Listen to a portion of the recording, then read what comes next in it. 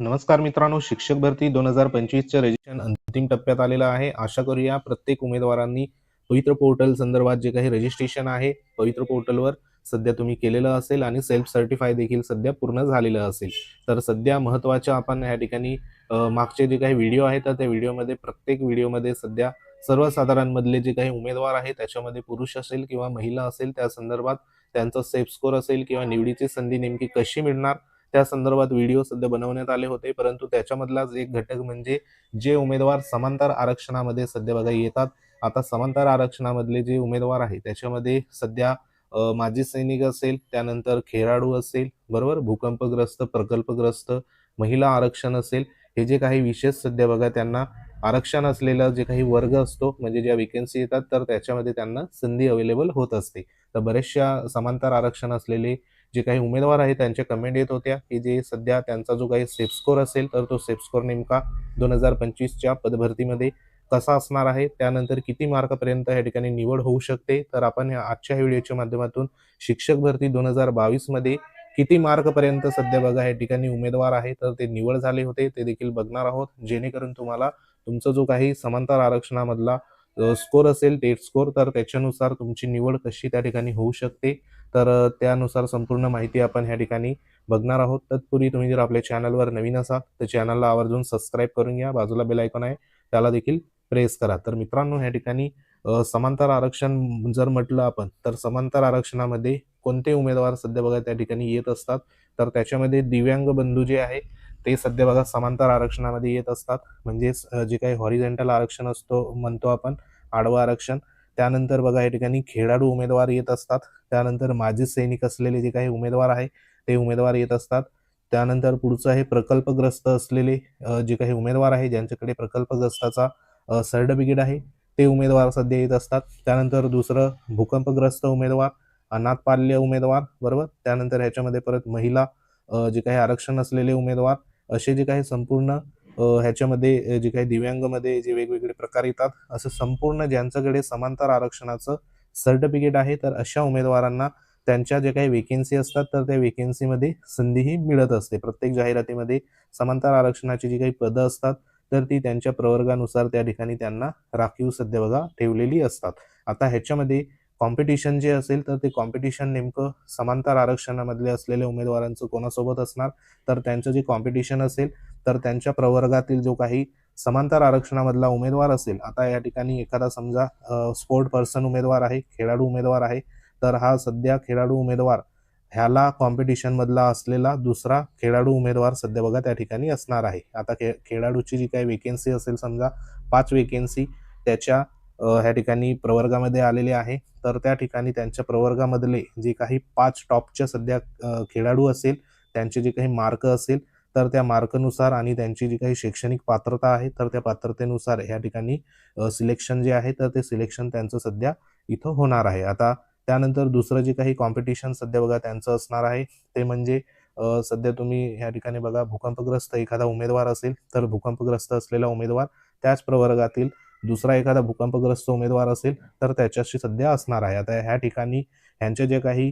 समांतर आरक्षणामधल्या बघा वेकेन्सी असतात तर ह्या वेकेन्सीमध्ये सर्वसाधारण उमेदवारांना संधी त्या ठिकाणी बघा मिळते का तर त्यांना संधी त्या ठिकाणी सध्याच्या घडीला जी काही यादी लागते त्याच्यामध्ये सध्या बघा संधी सुरुवातीला मिळत नाही. आता एखादा उमेदवार समजा स्पोर्ट पर्सन उमेदवार आहे, बरोबर, म्हणजे या ठिकाणी खेळाडू उमेदवार आहे, त्याला मार्क आहे या ठिकाणी 90 मार्क आहे टेट परीक्षेमध्ये आणि एखाद्या सर्वसाधारण उमेदवार आहे त्यांच्या जो या ठिकाणी प्रवर्गामधल्या त्याला 150 मार्क आहे, सर्वसाधारण उमेदवार आहे त्याच्याच प्रवर्गातील तर त्याला 150 मार्क आहे आणि ह्या ठिकाणी स्पोर्ट पर्सन 90 मार्क आहे. जी वेकेन्सी आली तर ती एकच वेकेन्सी आहे समजा या ठिकाणी स्पोर्टची तर त्या ठिकाणी ह्या 150 वाला जो उमेदवार आहे तर ह्याचं त्या ठिकाणी बघा निवड होणार नाही. तर कोणाची निवड होणार तर ह्या 90 मार्कवाला स्पोर्ट पर्सन जो असेल म्हणजे खेळाडू उमेदवार असेल तर त्याची त्या ठिकाणी निवड होणार आहे. म्हणजे इथं सर्वसाधारण उमेदवाराचं कितीही हाय स्कोर जरी असला तरी देखील तो सध्या बघा हे जी वेकेन्सी असेल तर ह्या वेकेन्सीमध्ये त्याची निवड होणार नाही. म्हणजे हे कॉम्पिटिशन मधून अर्धे तर ह्या ठिकाणी बघा ह्या ठिकाणी सध्या नसणार आहे, बरोबर. जे समांतर आरक्षणामधले उमेदवार आहे तर त्या उमेदवारांचे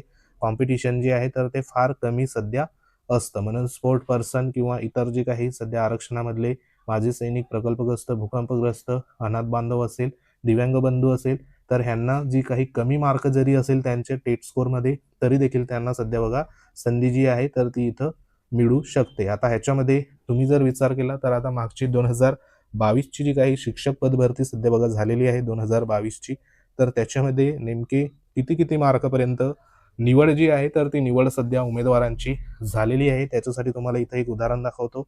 आता हे जे सध्या जे स्क्रीन आहे तर हे सध्या मागच्या 2022ची पदभरतीमधले रिझल्ट संदर्भात बघा या ठिकाणी स्क्रीनशॉट सध्या केलेला आहे. तर इथे तुम्ही बघू शकता, एक उदाहरण दाखवतो तुम्हाला. आता इथं EWS संदर्भात उमेदवार होता आणि त्याचं समांतर आरक्षण आहे स्पोर्टमॅन, बरोबर, म्हणजे खेळाडू उमेदवार आहे. त्या ठिकाणी 3 वेकेन्सी सध्या बघा इथं आलेल्या होत्या कोणत्या तरी एका जिल्हा परिषदमध्ये, बरोबर. 3 वेकेन्सी आल्या होत्या EWSच्या. त्या ठिकाणी त्यांना फक्त 2च उमेदवार बघा त्या ठिकाणी मिळालेले आहे. म्हणजे जे काही रिकमेंडेशन झालेले उमेदवार आहे तर त्यांची संख्या 2च आहे. वेकेन्सी किती आली होती तर 3 वेकेन्सी सध्या इथं आलेली होती. त्यानंतर हा जे काही 72 जे मार्क आहे 72, तर हे मार्क म्हणजे ह्या ठिकाणी त्यांचा जो काही कट ऑफ आहे ह्या जिल्हा परिषदमध्ये, तर 72 मार्कावाला उमेदवार इथं जो काही आहे तर तो सध्या बघा सिलेक्ट झालेला आपल्याला पाहायला मिळतोय. अजूनही त्या ठिकाणी एक वेकेन्सी सध्या इथं बघा राहून गेलेली आहे. म्हणजे उमेदवार जे आहे तर ते सध्या त्या ठिकाणी मिळत नाही.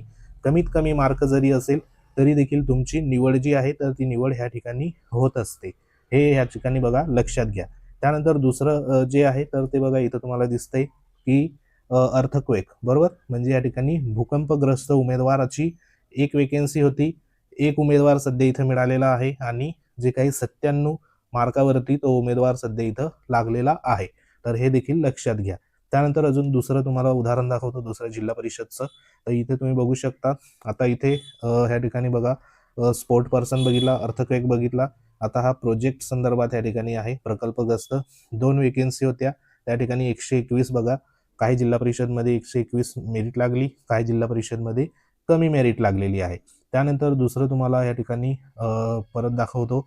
हा जो काही ऑर्फेन अनाथ संदर्भात या ठिकाणी आपण बघूया. आता हे संपूर्ण जे आहे तर हे जनरल म्हणजे या ठिकाणी ओपन संदर्भात असलेले उमेदवारांचं इथं दाखवत आहे तुम्हाला. आता ओपन म्हटलं तर थोडंसं इथे प्रकल्प संदर्भात देखील बघा 121 इथं लागलेला आहे. इतर जे काही उमेदवार आहे त्याच्यामध्ये इथे तुम्ही बघू शकता. आता हा 84 मार्कवाला जो उमेदवार आहे तर तो उमेदवार ऑर्फेन आहे, म्हणजे अनाथचा इथं 84चा कट ऑफ लागलेला आहे.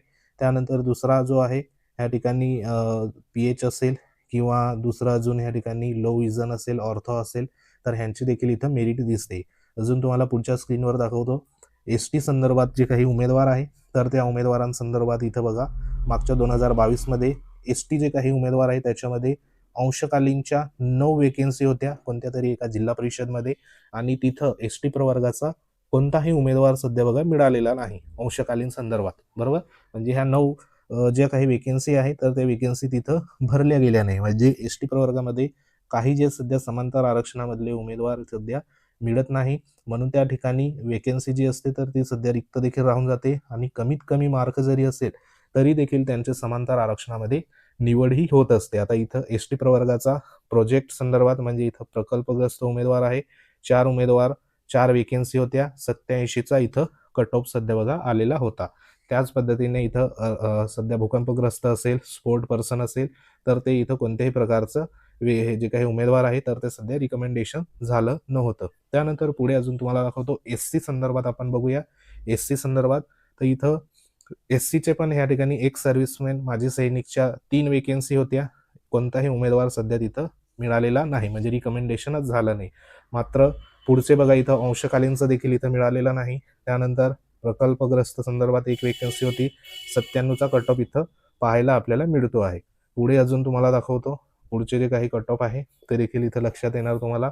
आता हे कोणत्या तरी जिल्हा परिषदचं वेकेन्सी सध्या बघा या ठिकाणी देण्यात आली होती. 282 सध्या पोस्ट आल्या होत्या एका जिल्हा परिषदमध्ये.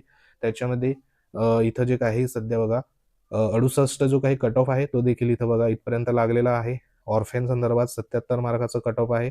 म्हणजे अगदी कमी मार्कापर्यंत कट ऑफ सध्या आपल्याला पाहायला इथं मिळत आहे, बरोबर. तर हे EWS संदर्भात इथं तुम्ही बघितलं. तर आता नेमका तुमचा प्रश्न असेल की सध्या जे काही आताच्या 2025 संदर्भात जी काही परीक्षा दिलेली आहे तुम्ही, जी शिक्षक भरती होणार आहे, तर त्याच्यामध्ये किती मार्कापर्यंत तुम्ही होप्स ठेवू शकतात. तर ज्या उमेदवारांना या ठिकाणी समांतर आरक्षणामधले उमेदवार असेल, त्यांना 2 डिजिटमध्ये जरी मार्क असेल, म्हणजे तुम्हाला सध्या या ठिकाणी 70, 80, 90 असे जरी मार्क असेल, तरी देखील तुम्ही बघा या ठिकाणी होप्स ठेवू शकतात. आणि ज्यांना 3 डिजिटमध्ये मार्क आहे, तर त्यांची जवळपास जी काही संधी असेल, तर ती संधी बघा सर्वात जास्त त्यांना अवेलेबल होणार आहे.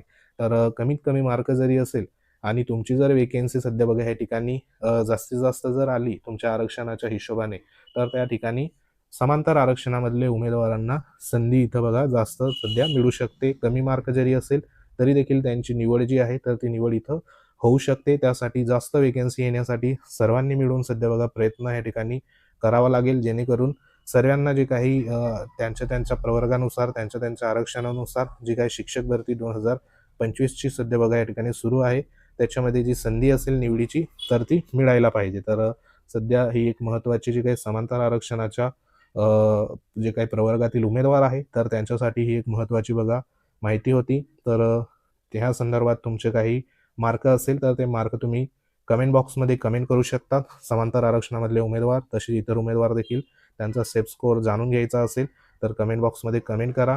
त्याच्यावर तुम्हाला योग्य तो रिप्लाय सध्या बघा आपण देऊ. तर महत्त्वाचा व्हिडिओ होता. व्हिडिओ आवडल्यास लाईक करा, शेअर करा. तुम्ही जर आपल्या चॅनलवर नवीन असाल, चॅनलला आवर्जून सबस्क्राईब करून घ्या. आपलं टेलिग्राम चॅनल आहे, त्या ठिकाणी जॉईन करून घ्या. लिंक व्हिडिओच्या डिस्क्रिप्शनमध्ये देण्यात आलं आहे. आपलं व्हॉट्सअप ग्रुप आहे चॅनल, ते देखील तुम्ही जॉईन करू शकता. तर अशाच प्रकारच्या माहितीसाठी वेळोवेळी भेट देत राहा. तर भेटू आपण पुढच्या महत्त्वाच्या अपडेटमध्ये. तोपर्यंत जय हिंद, वंदे मातरम.